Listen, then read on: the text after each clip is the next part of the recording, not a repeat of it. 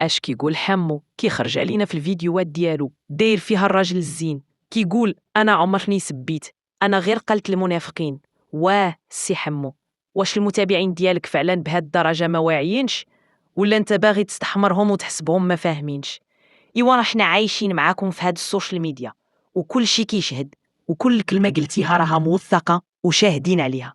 وهادوك اللي كتشير ليهم بالمنافقين اش من عائله جاو؟ واش ماشي عماناتك؟ ماشي نساد عنانك؟ ماشي وصال اللي في كل فيديو كتجيب سيرتها بسخريه وقله احترام، وكتجيب الصفريطي للدار، وكل مره كيعاود يضرب في شرف جداتك وعائلتك كامله قدامك وانت ساكت وكضحك؟ واش هذه هي الرجوله اللي كدوي عليها؟ وزايدها في التعليق المثبت ديالك في الفيديو كتقول لعلي سير دير لا دي ان. اش كتقصد؟ واش ماشي ضرب في الشرف؟ واش ماشي اتهام مباشر لعائلتك؟ وانت عارف مزيان اش كتكتب. وخا دابا جيتي وكتقول انا ما سبيت، وكتستخف وكتقلبها مسرحيه، وكتدفع الناس يبكيو عليك وكانك مظلوم، وانت اول واحد كتشعل الفتنه وسط عائلتك، وجبت حتى الطلبه للدار باش تدعي في جدك وجداتك فوق ارض ماشي ديالك وتخرج تقول انا ما قلت والو. راه ماشي اي واحد يسبق هادي كلام. اللي عنده عقل غيشوف الفيديوهات وغيشوف التناقض ديالك، وغيعرف انك كتقلب على المشاهده من خلال ضرب الشرف وزرع الفتنه وسط العائله. متابعينك ماشي اغبياء، غير اللي ما باغيش يشوف الحقيقه.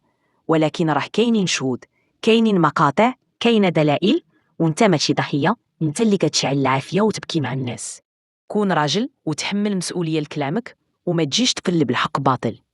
شوفوا معايا هاد المسرحيه اللي كيديروها لينا باش يغطيو على الفضائح وباش يخرجوا نفسهم مظلومين. الصفريطي اللي داروه ناطق رسمي غير معلن، ماشي اول مره كيهضر على العائله بطريقه قبيحه.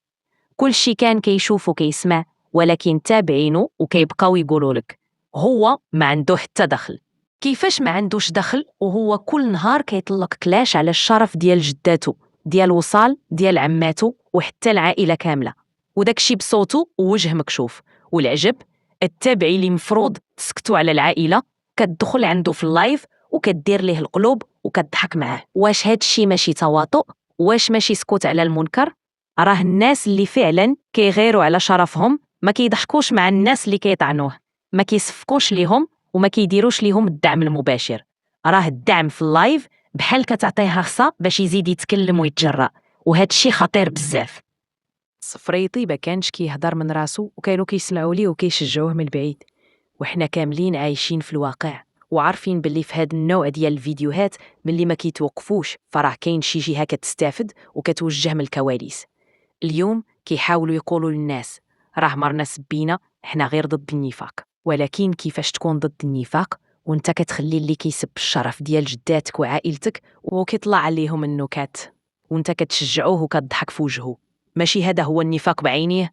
راه حنا ماشي ساهلين وشاهدين على كل شيء، واللي كيتفرج فيهم وكيتيق خاصو يراجع نفسه. راه الامور واضحه وضوح الشمس، ماشي كل شيء كيتيق المسرحيات ديال انا مظلوم وانا بريء. حيت المواقف كتشهد، والسكات فاش تكون مصيبة بحال هادي كيعني الموافقة وكيعني الخيانة. نهار ديال الإفراغ وتجمعوا خوت التابعة البلطجية على جدك وبداو يصفروا عليه، يتهكموا ويطيحوا من قيمته. جدك الراجل الكبير في العمر اللي المفروض يتعطى ليه الاحترام ولا حتى الرحمة، وانت كنتي واقف ساكت، ما حركتي ساكن، ما قلتيش اللهم هذا منكر، ما قلتيش بعدو على جدي، ما وقفتيش معاه. والأدهى من هاد الشي كامل ملي ناض بوشلاغم وقال تصريح العبارة لجدك غادي ندير ليك السريفة ونجرك. واش في هذيك اللحظة قلتي ليه حشم راه هداك جدي حشوم عليك؟ واش وقفتي عليه وقفة راجل؟ لحمو سكتي وسكوتك كان رضا. وعاد اليوم جاي داير فيها الحمل الوديع وكتقلب الرواية وتقول عمري سبيت، أنا كنقول غير المنافقين. اللي متبع القصة مزيان غادي يلاحظ واحد الحاجة، حمو فاش خرج كيبرئ راسو ماشي لأنه مظلوم ولا أنه كيحس بالذنب، ولكن حيت الحبل قرب يوصل للعمق والناس بداو كيسولو وكيلاحظوا التناقضات وكيقارنوا اللي قالوا من قبل مع الواقع اللي بان.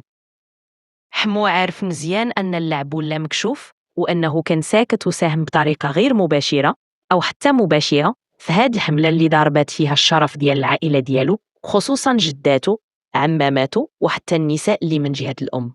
وحيت الآن الرأي العام بدا يقلب عليه وبدا كيشوفوا فيه طرف من المؤامرة. خرج داير فيها الملاك وكيقول: أنا ما عنديش علاقة وكنت غايب وما عرفتش. وهو عارف مزيان أن السكوت في هاد الحالة تواطؤ.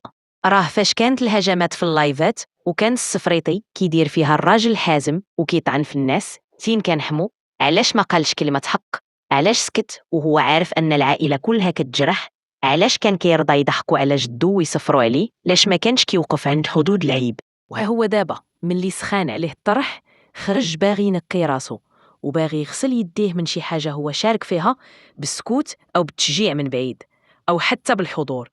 اللي خاص المتابع يفهمو هو أن الناس اللي كيخرجوا من بعد ما يوقع الفاس في الراس وباغيين يديروا راسهم ضحايا راهم في الغالب كيخافوا على صورتهم ماشي على الحقيقة. حمو ما كيهموش شرف الجدة اللي تسنب ولا سمعة العائلة اللي تهزات، كيهمو غير كيفاش يرجع في عيون الناس بريء وأكن ما كانش حاضر ولا عارف. ولكن الحقيقة كتبقى هي الحقيقة، والسكوت على الظلم كيخلي الإنسان جزء منه. وحتى لو خرج يبرر راه الناس ما بقاش كتعميها الكلمات، كتشوف وتفهم وكتقارن وكتعرف شكون مع الحق وشكون مع الباطل. إوا شوفوا معايا هاد المشهد باش نفهموا بعضياتنا. السبان والفضايح شافهم وسمعهم كل شيء بالصوت والصورة، ومع ذلك خرج حمو كيقول: ماشي أنا عمرني سبيت، غير قلت المنافقين. يعني كيحاول ينفي الحقيقة، بغى يقنع الناس اللي شافوا بعينيهم وسمعوا بودنيهم أنهم غلطانين. وإلا في داكشي اللي شافوه وسمعوه كينكروه، فكيفاش غيتيقوا في شي حاجة ما شافوهاش؟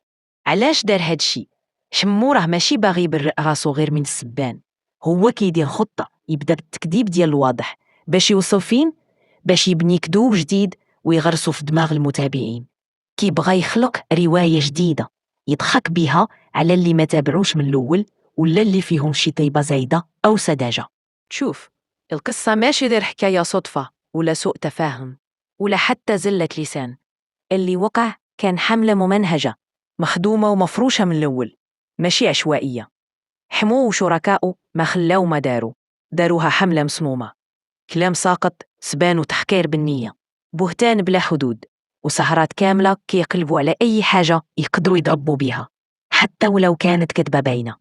كل شي مقصود، ماشي غير خرج ليهم الكلام، لا، خرج من فمهم بحساب وبنية يطيحوا يحطموا ويطلقوا السم في العقول.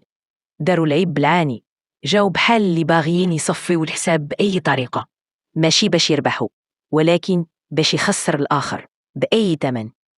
ولكن ملي حسوا أن اللعب بدا يتفضح وأن الناس بدات تثيق وأن الكذوب ما بقى كيغطي، تبدلات اللعبة فجأة ولاو يهضروا بنغمة أخرى: حنا ما تصدناش، فهمتونا غلط، راه الأمور داخلة في بعضياتها، راه الصراحة صعيبة،